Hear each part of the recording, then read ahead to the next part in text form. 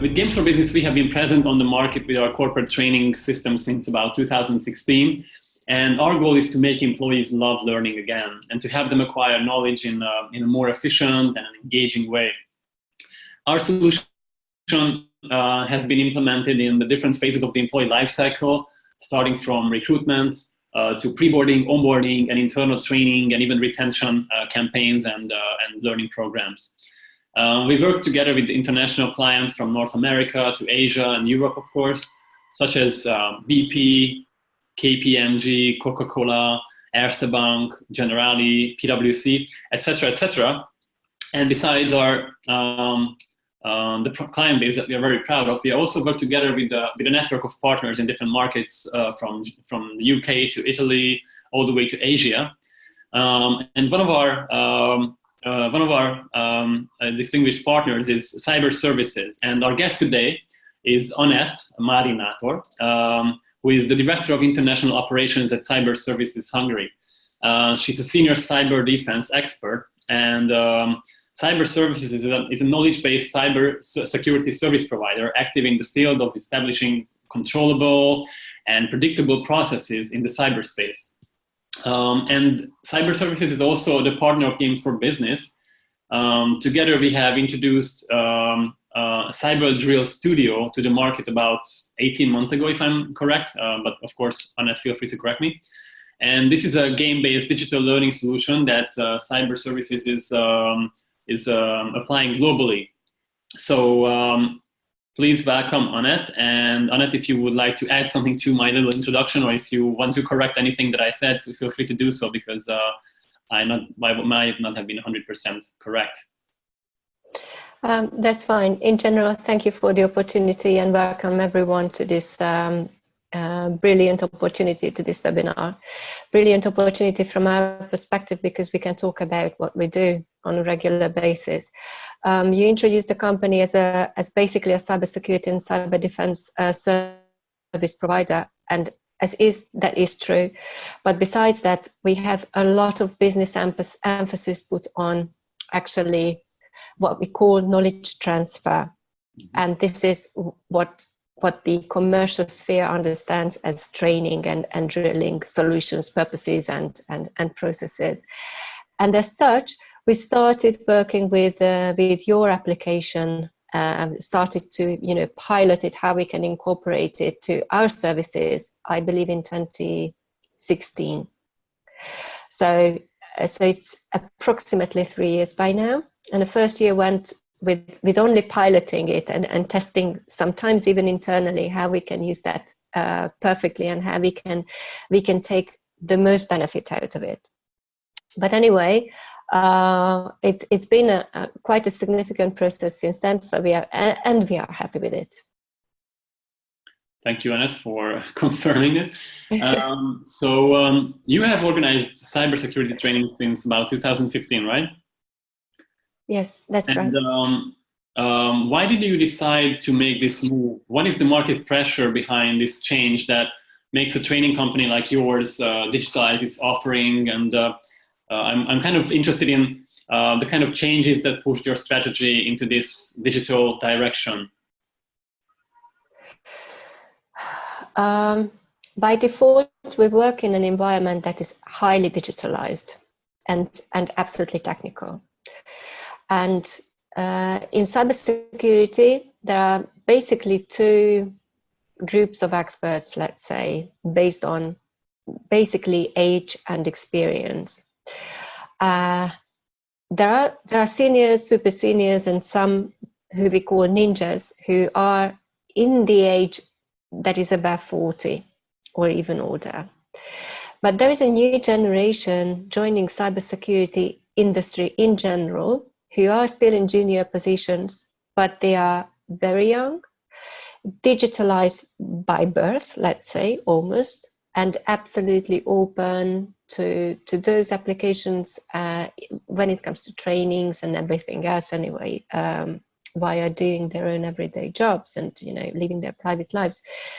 That provides that kind of user experience that belongs to the 21st century, to put it very simply.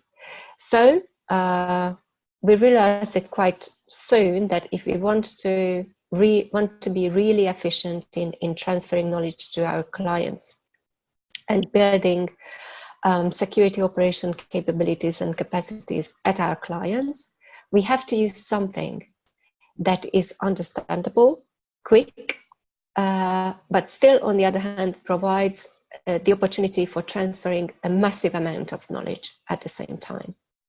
Mm-hmm. So this is why we started turning, in general, towards gamification. That was the first rationale behind. I see. And what kind of effect or what changes are you expecting from this digital switchover of these training offerings? What outcomes? Interestingly, the speed and the efficiency, how fast and how efficient the trainees turn to the professional subject when we use gamification in general is striking. So let me give you an example. My company collaborates with the United Nations International Telecommunication Union, especially when it comes to the cybersecurity division of ITU. We provide the content management for the ITU cyber drills worldwide. These are regional cyber drills. Usually there are 5 of such occasions per year worldwide, and this is like a rotating series of events. And each and every year, there is one specific event organized in Africa, in the sub-Saharan region, where basically the path and the speed, how experts live their expert lives and their everyday lives is quite different from how fast we live in Europe, and even more different from how even faster people live in Asia. Especially when it comes to using professional services and using digitalization and so on and so forth. And this is absolutely significant and almost like, a unique experience even for us, that we provide services almost worldwide.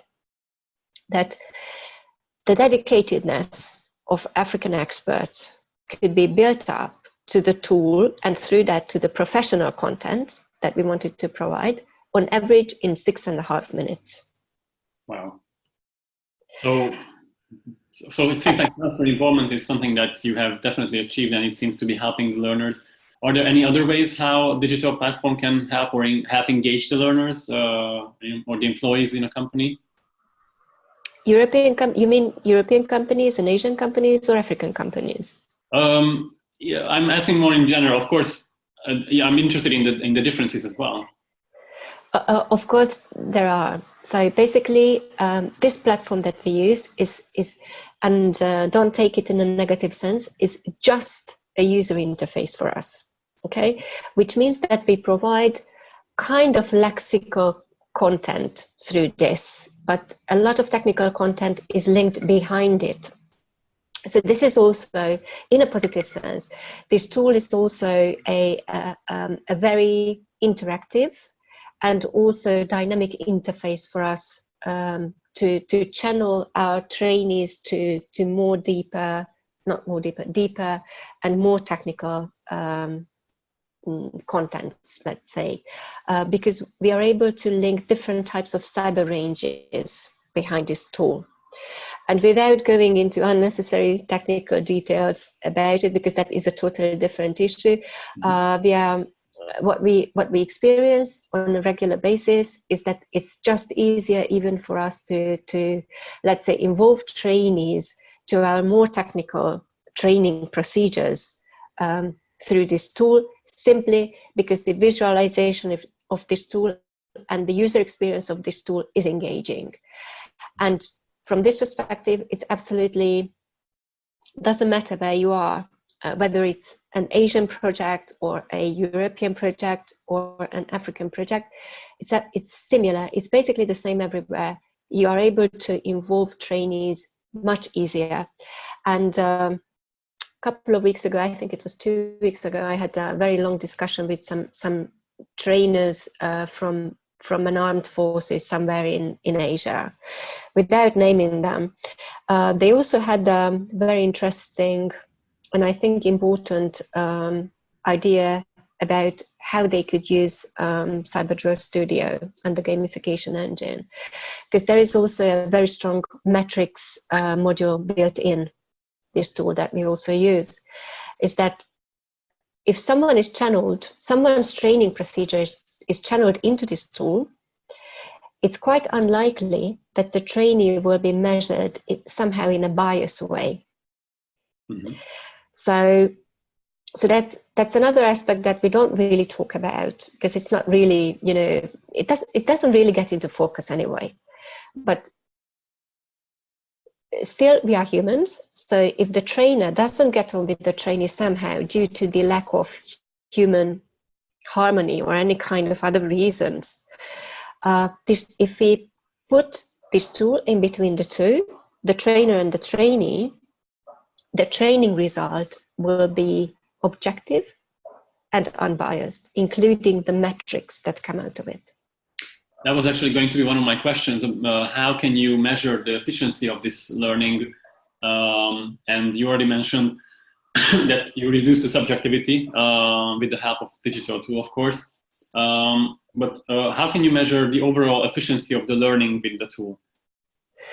There are several sub measurement sections and options built in the tool, and we use all of them. So we measure basically individual performance and team performance simultaneously, because our trainings usually are organized in a way that even though individuals are signed up to this, sooner or later we end up with the situation that the superiors really want to know how they may perform as a team, or how they could perform as a team, and how they can be formulated as a nice and you know, complex technical team that has good capabilities, good level capabilities.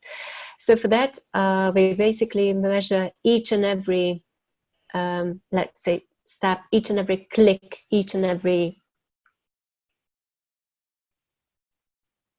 movement that is done via this tool, and we analyze it thoroughly.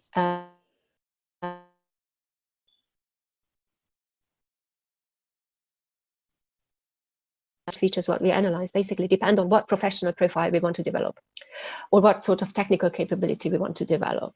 And we are also able to analyze where are the secondary gaps in someone's knowledge throughout using the whole application.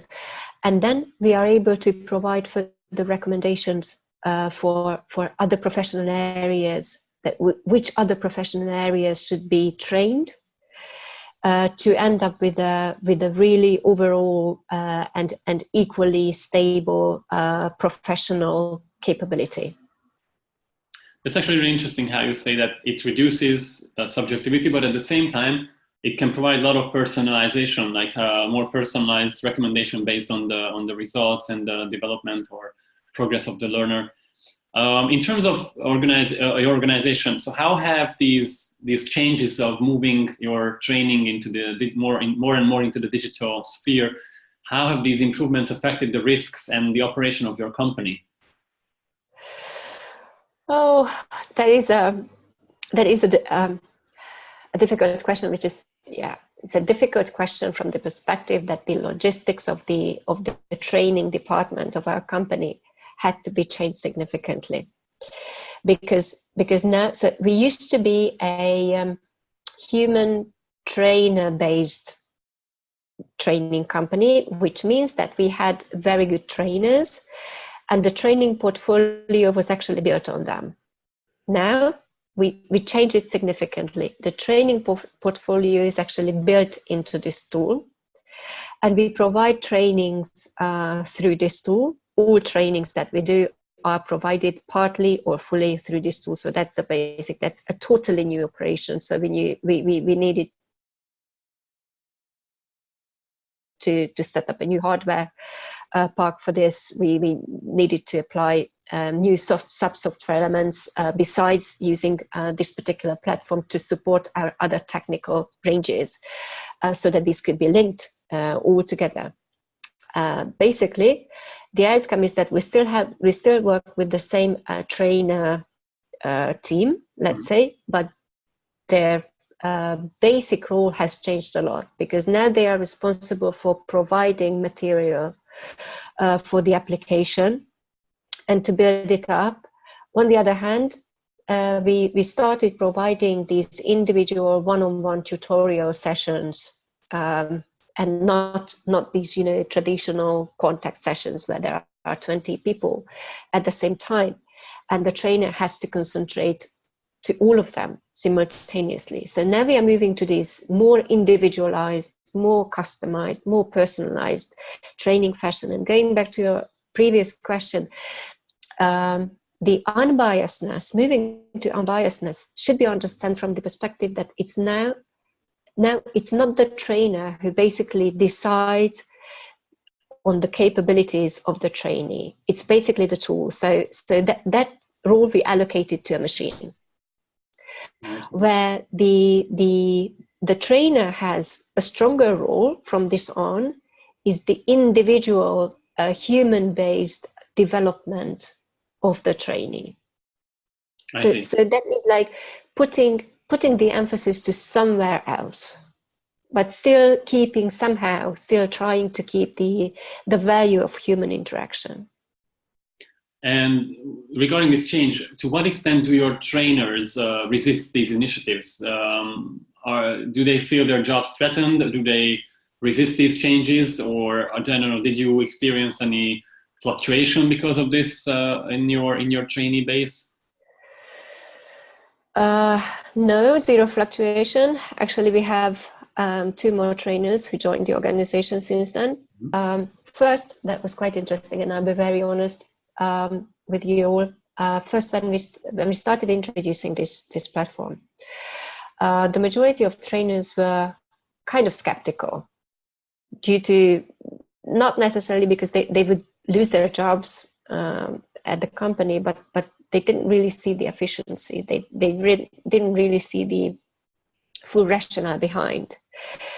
But soon after we started using it, they started pushing us towards like using the tool more, because that makes their job on the field when providing the training actually much easier. Mm-hmm. It's like dividing the role that used to be 100% human-based to at least like 70% machine-based and 30% human-based. So it's less tiring for a trainer on site. It requires more effort behind the scenes, though. We have to admit that, because the preparation is more, let's say, thorough, is more complex, is more time demanding. On the other hand, that's worth pushing and pulling the energy into that and all the efforts and the resources, because this way the trainings we can multiply as many times as we wish. So financially, the efficiency of running a training business with the help of such an application is much better than if you have only humans as trainers and you run them like 8 hours per day or even 10 hours per day or even more.